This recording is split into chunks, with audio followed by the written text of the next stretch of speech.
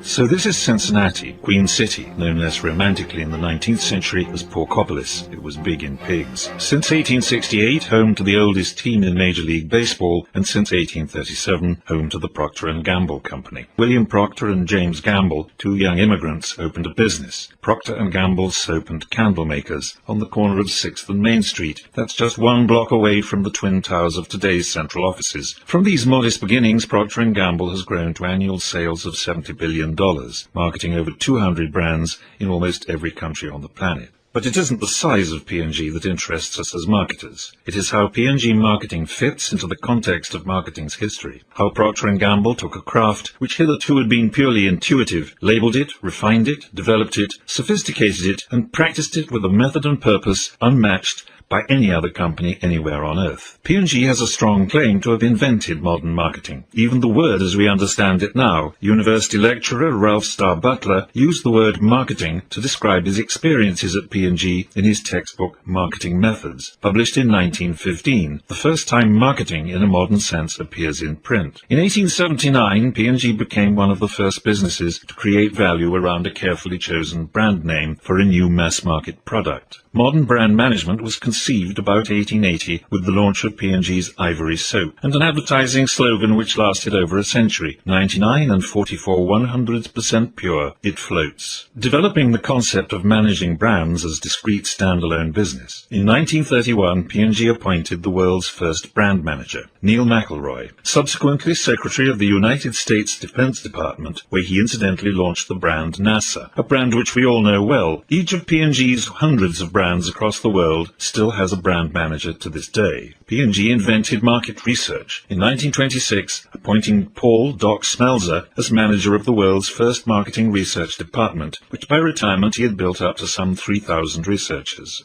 Procter & Gamble has been the world's biggest advertiser for decades. P&G was a pioneer of radio advertising, as they were of TV, and remain so in the field of internet and social media brand advertising. The phrase soap opera comes from the thousands of hours of radio and TV drama produced by P&G to sell their soap brands. In 1999, the editors of Advertising Age, the house magazine of the US advertising and marketing industry, unanimously voted to name Marketer of the 20th Century the Procter & Gamble Company, just 160 years after its startup on the banks of the Ohio. The Ohio River has seen a modest 19th century startup become the acknowledged university of modern marketing. The wise marketer observes P&G closely, and in our course we will do so. But what of marketing before P&G? In the next class we will ride back in time and visit early marketing in the cave.